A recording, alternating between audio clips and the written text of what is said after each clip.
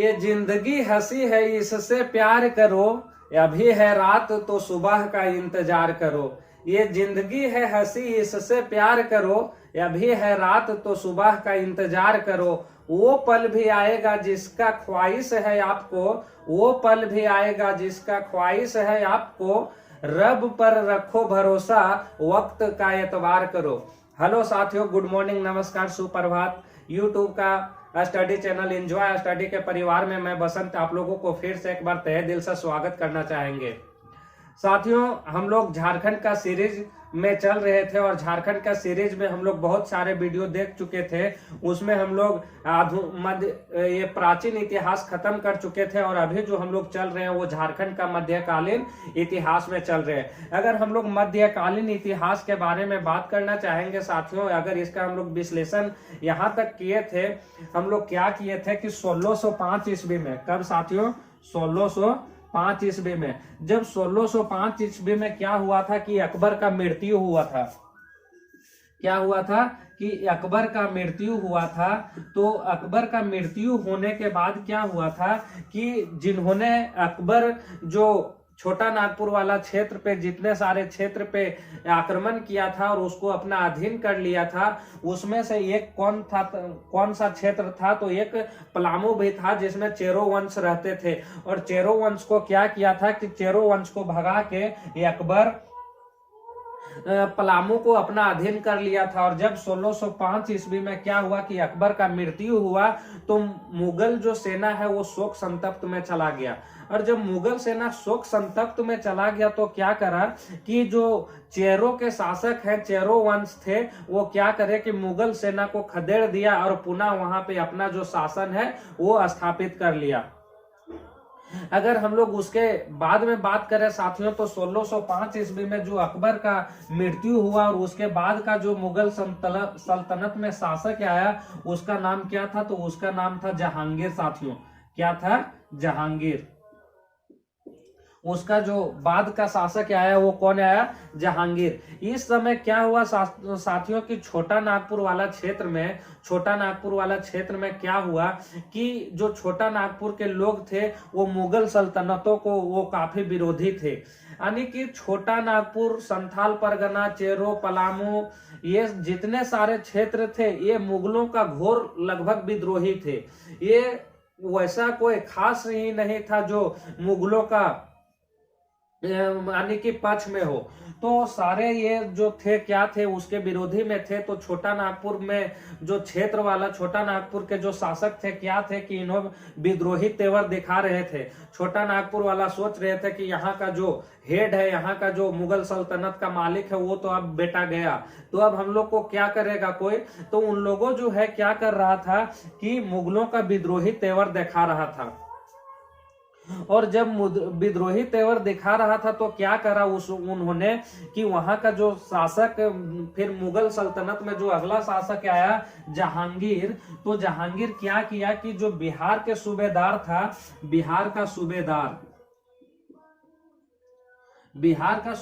था साथियों उस समय, वो बिहार का जो सूबेदार था वो था जफर खां। कौन था साथियों? जफर खां। सूबेदार जो था वो कौन था? तो वो था जफर खां। जफर खां था।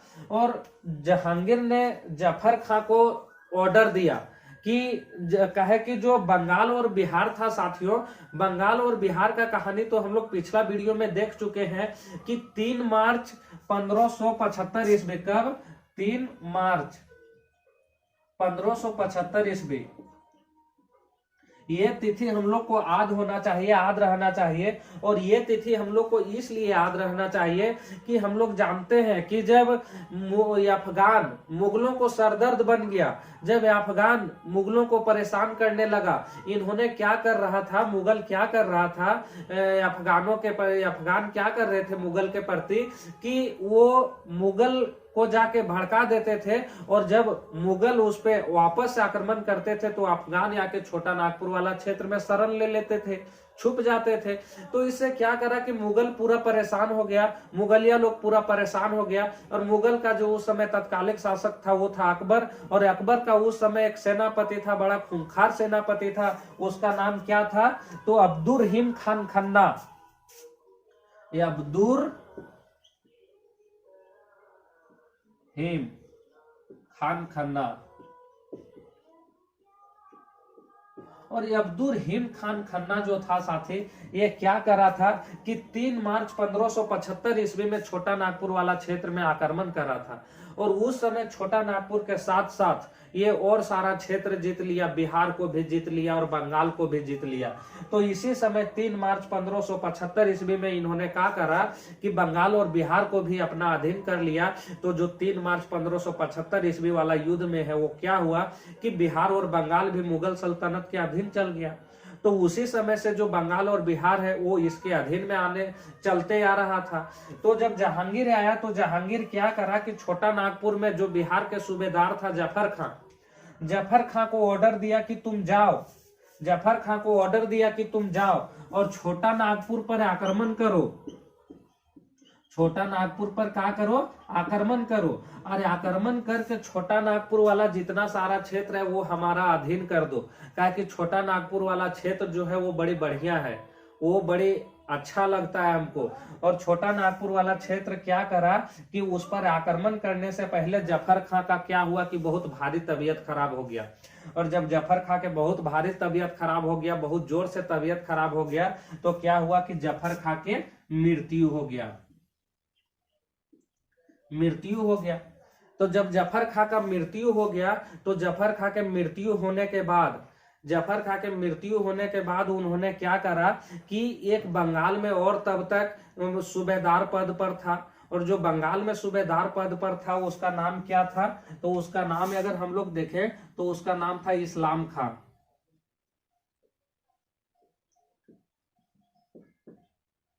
इस्लाम खां।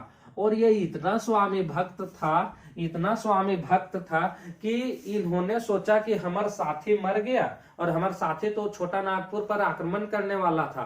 तो बंगाल का सूबेदार इस्लाम खां ये किया कि वहां पे बिना जहांगीर से ये अनुमति लिए हुए, इन्होंने जहांगीर से अनुमति लिया भी नहीं, और जहांगीर से अनुमति नहीं लिया और ये छोटा नागपुर पर आक्रमण कर दिया।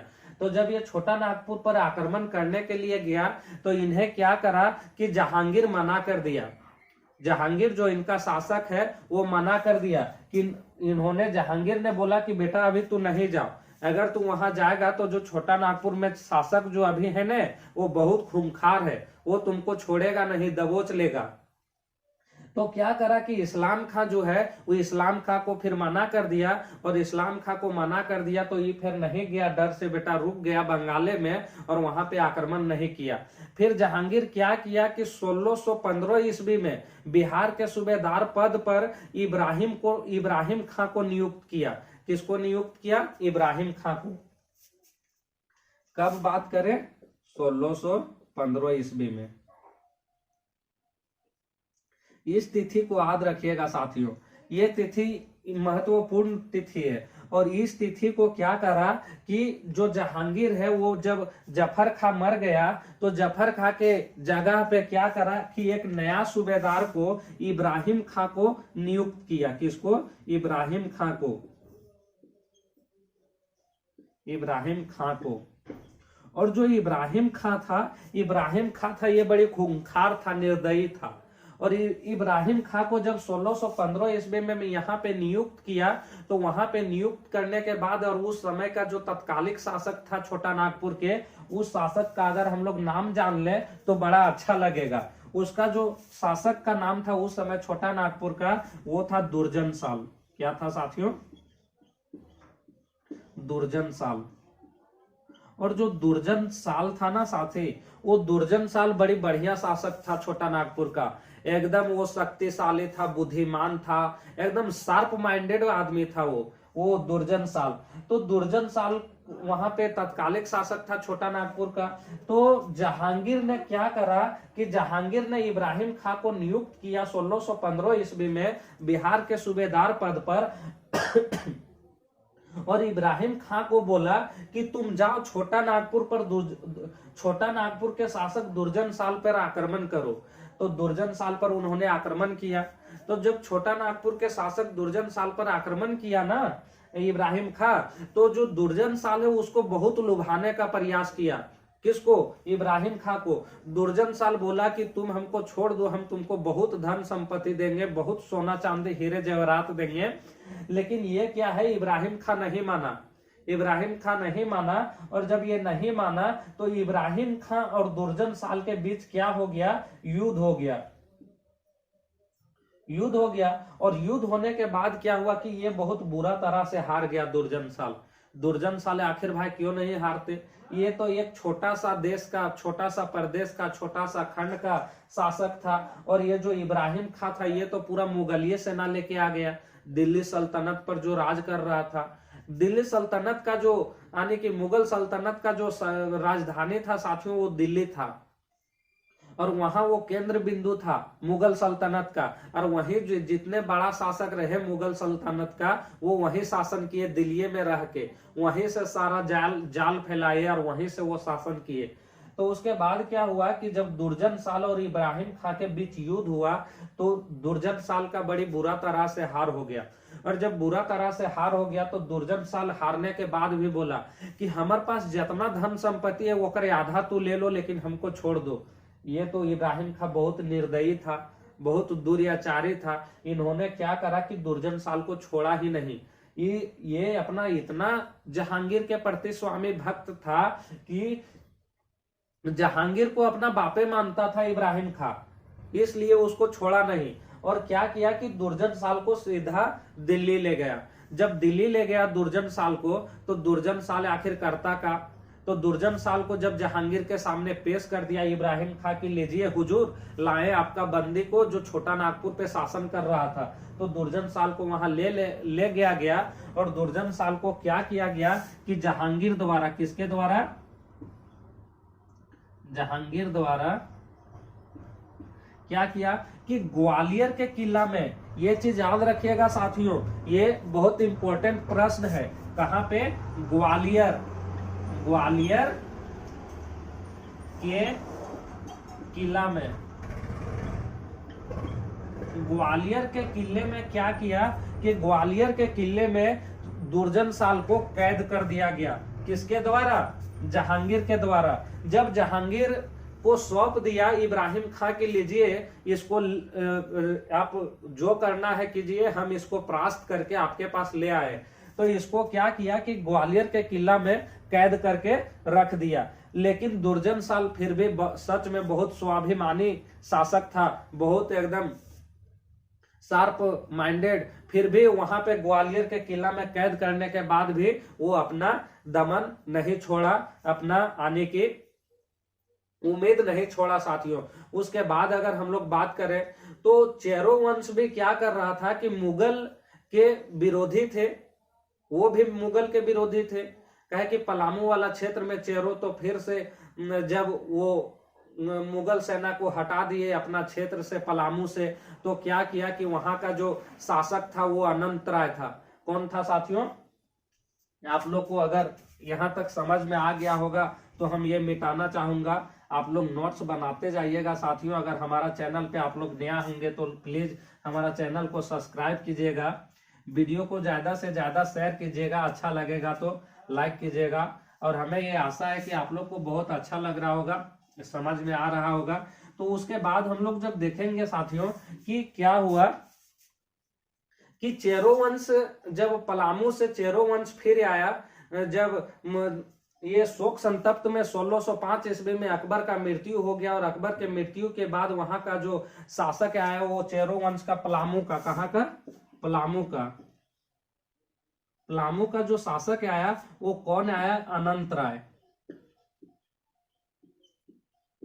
अनंत राय आया। और अनंत जो राय था साथियों, ये किसका पुत्र था? तो ये भागवत राय का पुत्र था।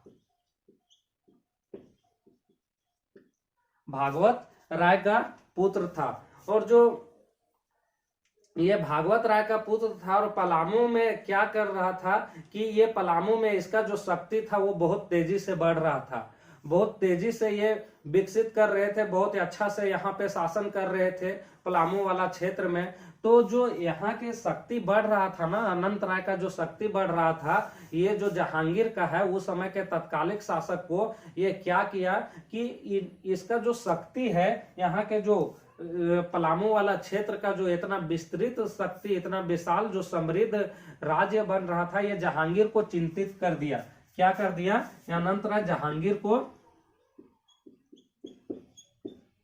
चिंतित कर दिया, चिंतित कर दिया। और चिंतित करने के बाद क्या किया कि जहांगीर एक उपाय लगाया, जहांगीर एक उपाय लगाया। और जहांगीर क्या किया कि 1607 ईस्वी में बिहार के सूबेदार पद पर अफजल खां को नियुक्त किया। किसको नियुक्त किया साथियों? अफजल खां को नियुक्त किया। कब? 1607 ईस्वी में। ये तिथि आप लोग याद रखिएगा साथियों, कब? 1607 ईस्वी में। 1607 ईस्वी में क्या करा जहांगीर कि बिहार के सूबेदार पद पर, कहा? बिहार का सूबेदार पद पर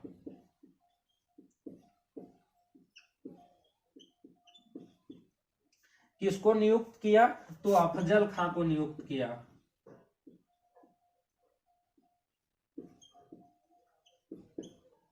अफजल खां को नियुक्त किया। और जो अफजल खां था साथी, जो अफजल खां था ना, वो किसका पुत्र था? तो वो अबुल फजल का बेटा था।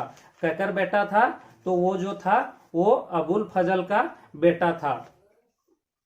और किसका पुत्र था? अबुल फजल का।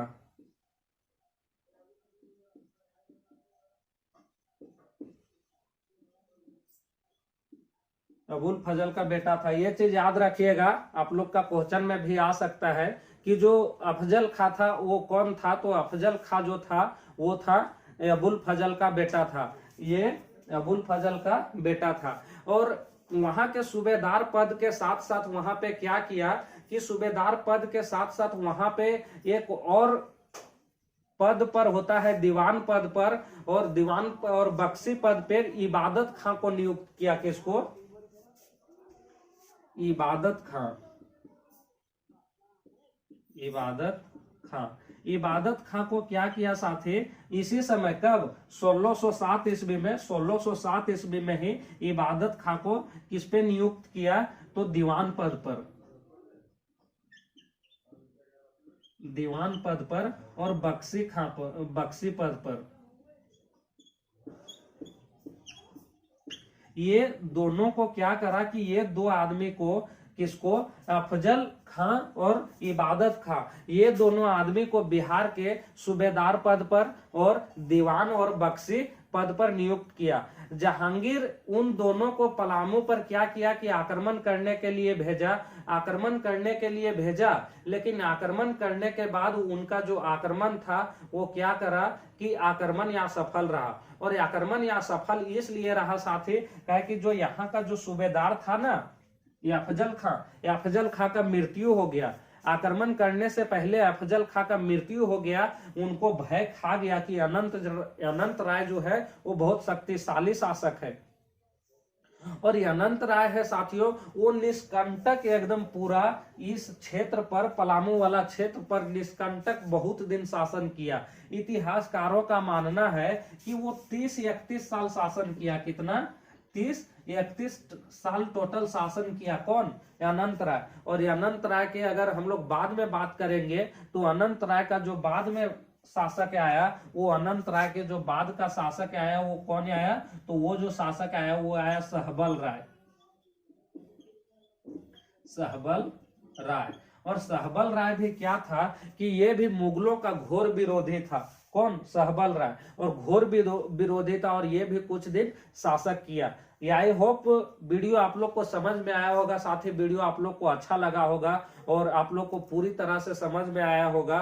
और आज के बाद हम लोग जो देखेंगे वो देखेंगे यहाँ से आगे कि सहबल राय यहाँ पे शासन किए, उसके बाद क्या होता है वो देखेंगे हम लोग अगला वीडियो में। तब तक के लिए आप लोग स्वस्थ रहिए, मस्त रहिए, हमारा चैनल पे बना रहिए और मन से पढ़ाई कीजिए। फिर मिलते हैं आप लोग को अगला वीडियो में।